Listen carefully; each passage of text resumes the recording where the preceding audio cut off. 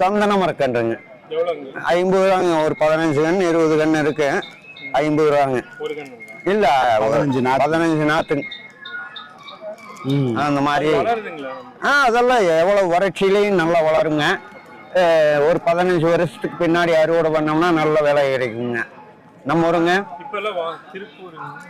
திருப்பூருங்க இதுல வராதுங்க. மரம் 7 வருஷம் ஆன பின்னாடி அறுவடை பண்ணாதான் வருங்க. வெறும் மரத்துல வெளியில வாசனை வராதுங்க. சரி, இது இப்போ சந்தன மரம் நாத்து தான் எப்படி கண்டுபிடிக்கிறது? தெரிஞ்சவங்களுக்கு தெரியும்.